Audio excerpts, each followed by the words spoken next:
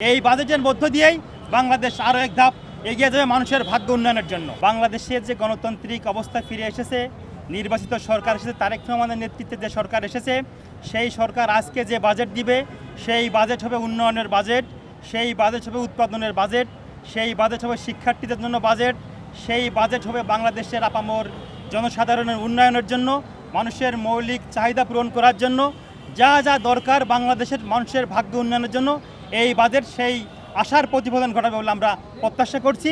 তারেক রহমানের নেতৃত্বে বাংলাদেশ যে উন্নয়নের অগ্রযাত্রায়, গণতান্ত্রিক অগ্রযাত্রায় অগ্রসর হচ্ছে, আমি মনে করি এই বাজেটটির মাধ্যম দিয়ে বাজেট বাস্তবায়ন করার মধ্য দিয়েই আগামী দিনে বাংলাদেশের মানুষের ভাগ্য উন্নয়নের জন্য শিক্ষার্থীদের শিক্ষা খাতে সবথেকে বেশি বাজেট মনে হয় এই বাজেট হতে যাচ্ছে। আমরা যেহেতু ছাত্র দল করি, এটা আমাদের সব থেকে বড় চাওয়া এবং পাওয়া ছিল যে শিক্ষা খাতে বাংলাদেশের বাজেটটি সব থেকে বেশি বরাদ্দ থাকুক।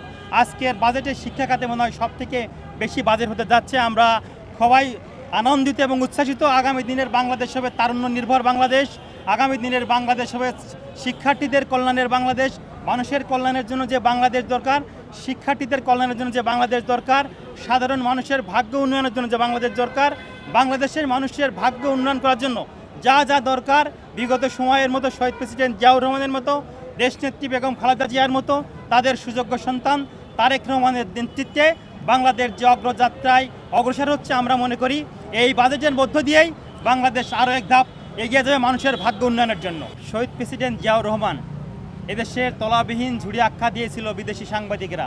সেখান থেকে তিনি বাংলাদেশকে কোন পর্যায়ে নিয়ে এসেছিলেন, বাংলাদেশের অর্থনীতিকে তিনি কোন পর্যায়ে প্রতিষ্ঠা করেছিলেন, আমরা মনে করি শহীদ প্রেসিডেন্ট জিয়াউর রহমান দেশনেত্রী বেগম খালেদা জিয়ার জ্যেষ্ঠ পুত্র তারেক রহমানের নেতৃত্বে আগামী দিনের অর্থনীতি হবে শক্তিশালী ভিত্তির উপর দাঁড়িয়ে থাকবে, যেটা দাঁড় করিয়েছিলেন শহীদ প্রেসিডেন্ট জিয়াউর রহমান।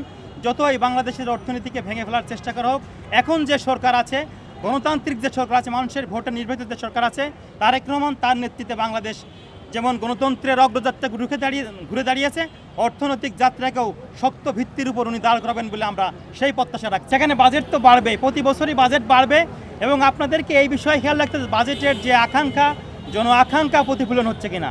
বিরোধীরা যৌক্তিক সমালোচনা করবে, সেই সমালোচনাকে মাথা পেতে নিয়েই সামনের দিকে বাংলাদেশ এগিয়ে যাবে, আমরা সেই প্রত্যাশা করি।